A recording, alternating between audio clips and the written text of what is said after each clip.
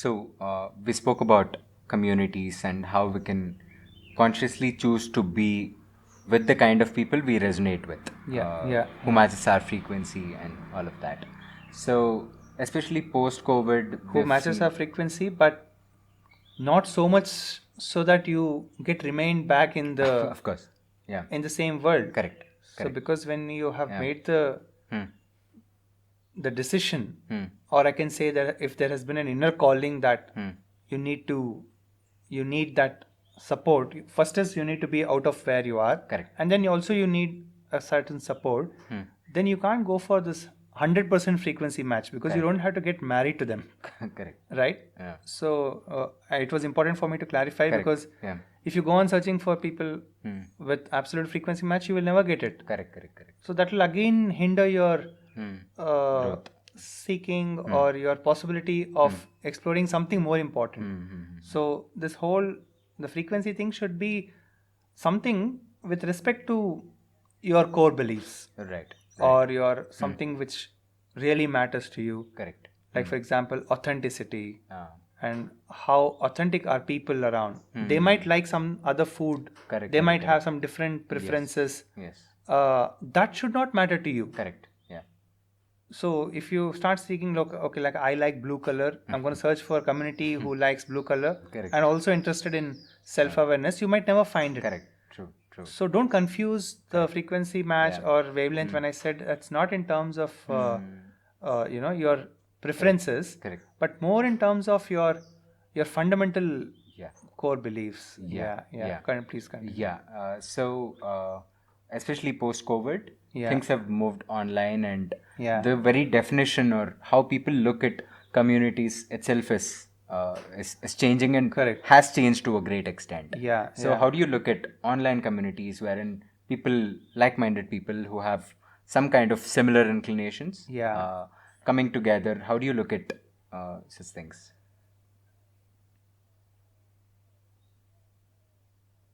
The whole movement, if you see, whether with COVID or without, the world was creating its reality in such a way that a certain oneness is experienced, maybe not at a spiritual level, but because that's what the best what the world can do in a natural progression, take itself to a place which is closest for you to get reminded of something else.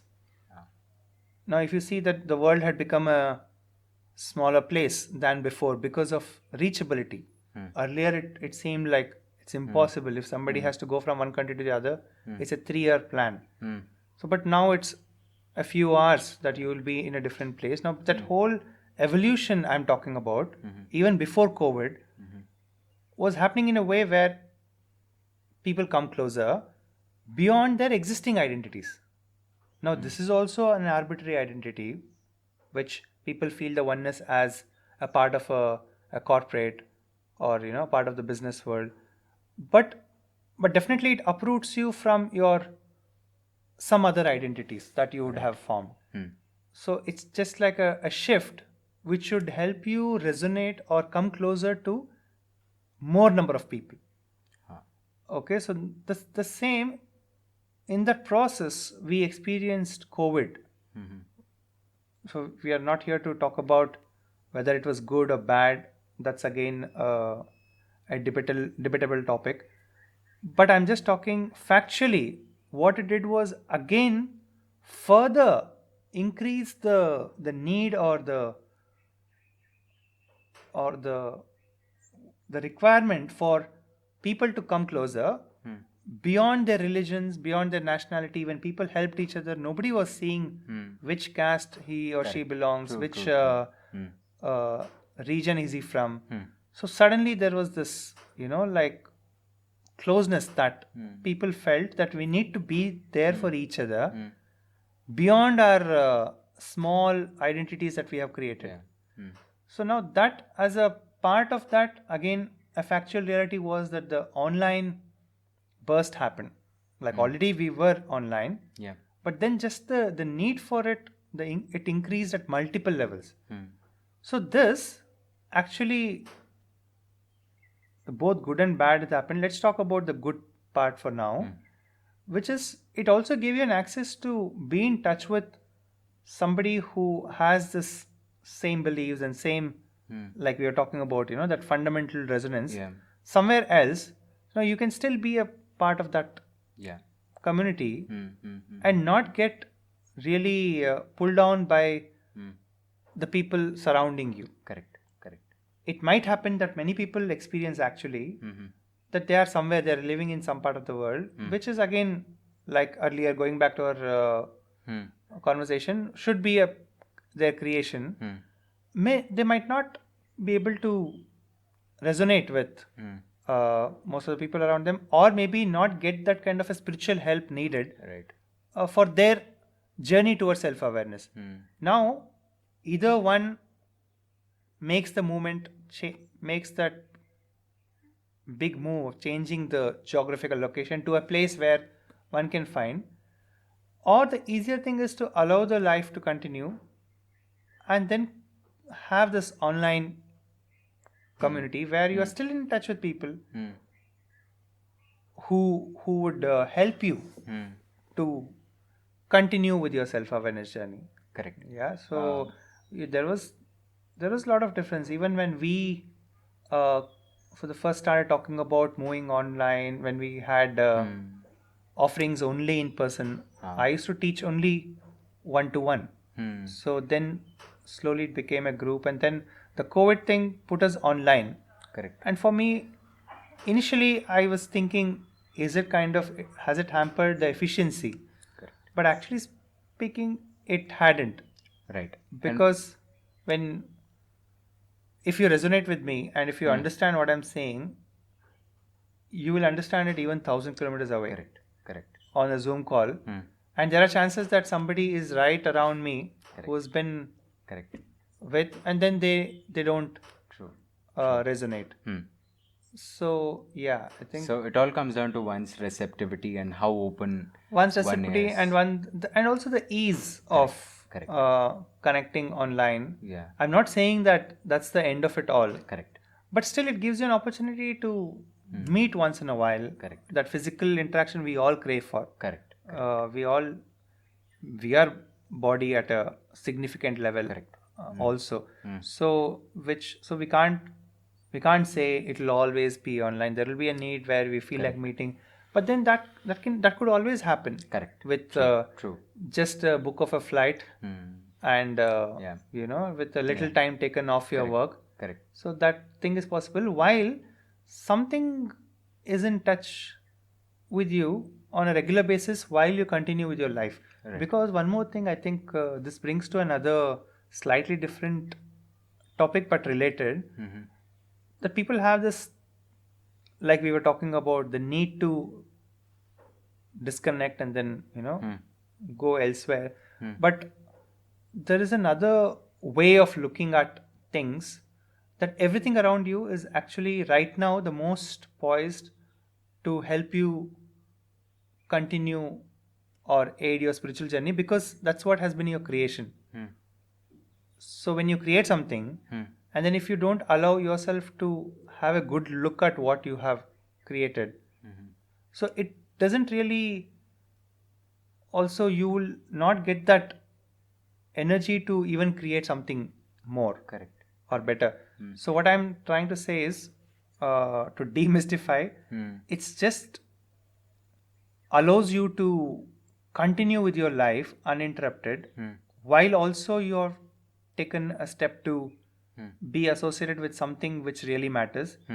And you know that both are important. So I'm not, at this point of time, let us not say which is more important than the other. Correct.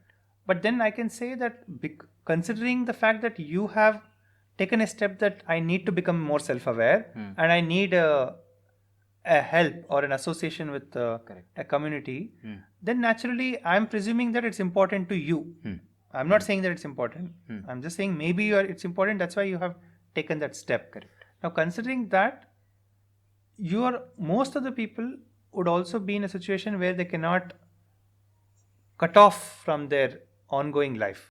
So if you see people from 60s, 70s who used to come to India or the East for exploring their self-awareness journey, they necessarily had to abruptly end their current realities and then they had to do this. So, again, I can't say good and bad because that was the need of the time. Correct. Now, because we live in a different reality, which allows us to continue with the realities that we have created until now,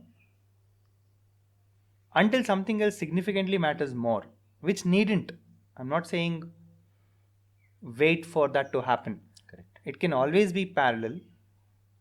I'm saying because once it becomes internal, then you don't see them as two different things. Maybe when you start out the journey, it feels like okay. On one hand, there is this business that I'm doing, the work that I'm associated with, the people who are a part of that. On the other hand, there is this teacher community, the process that I'm involved with. So the separation starts in the beginning, but then later on, that unification happens somewhere deep inside you, and then when that is what I think would be more organic and more natural way of self-expression, because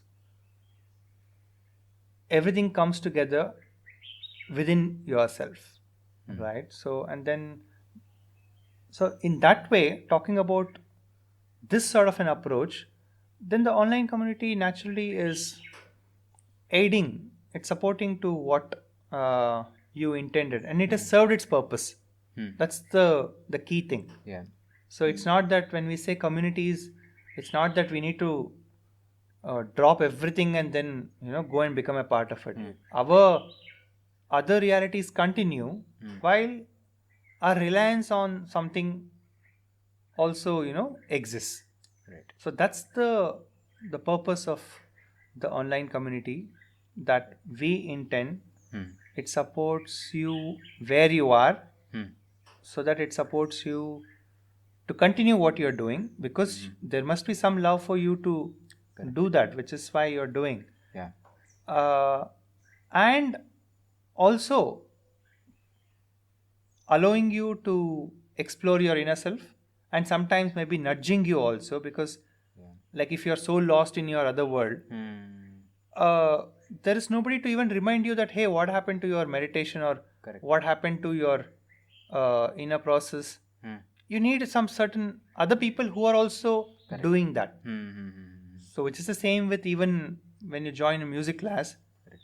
So if there is like a group of people who are all learning from the same teacher or from the same place, so each one of us can nudge each other. Correct. Or even learn from each other. Like suppose if I encounter you having traveled a similar journey, or facing having traveled a journey which I am facing currently, then naturally your advice would matter to me. Correct. Which maybe another colleague might not be able to, because right now the perspective within me has changed. So the guidance or the insights I would like to listen from a person who is into meditation than a person who is not. Maybe the situations what you have faced and my other colleague has faced is the same. Correct. But then because you're on a spiritual journey, you're on a meditative path, I want to listen to you. Right. How to go about this than somebody else. Correct. So, yeah. Yeah, and also because time and energy are limited, one need not do the same mistakes that the other people around you also have done. Yeah. There is a lot to learn from when you have like-minded people and True. That's why that small portion of wavelength matching and beliefs matter. Yeah. Just so that Correct. your acceptance is higher. Yeah. And you can be sure that okay, if I were to be in that position, I would have done the same thing. So let me as well like fasten the process. Correct. And then this really helps in awareness also, like you becoming aware. So, and vice versa. Right. The more aware you are, the more aware you get. Yeah. The more aware you get, the more experiences become a part of you. It's like you parallelly live multiple things. For example, with total awareness, if you, they say even in ancient reliable scriptures that if you, with total awareness, if you see somebody suffering, even your suffering gets freed off. So this is just to say that, like how much aware, how much empathetic you are. You don't have to again go through the same journey. Correct. But you have seen it all. Yeah. So that's how the community is very important. And also I emphasize on it not becoming a cult, because the moment you become a cult, you have cut off all the other possibilities, all the other paths. So here I strongly suggest one should not do that. So this is what suits me. Yeah. And I'm here, not because something else is bad or something. Fair enough. And also to add on to that, I feel because it is online, there is less possibility of it becoming a cult compared to when something is offline. Oh, you can never say that. It's again like that thing can be put into a bracket. So here also, if there is a great amount of unconscious people who become a part of this online thing, so there also it can become an online cult. Correct. How fast can it? How much time can it take for that? So it just depends on the original intention of the people who intended to come together. I think those intentions matter. What kind of people, and also the teacher who everything, like it's like a system, right? Because we are on this journey together. Correct. So at one point the separation of who the teacher is also goes off, because maybe the teacher is also learning something from this whole experience of being together. And so in that sort of an atmosphere where there is this kind of oneness felt, that kind of openness, not somebody who is, somebody has to arbitrarily play a teacher in anything. Even if you take a cricket or football, there's always a guide. Correct. So it cannot be without a coach. So which team would have been successful without a coach? So, but then having said that, it's not, the teacher cannot ever be a know-all and what do you call that, absolute figure of reference.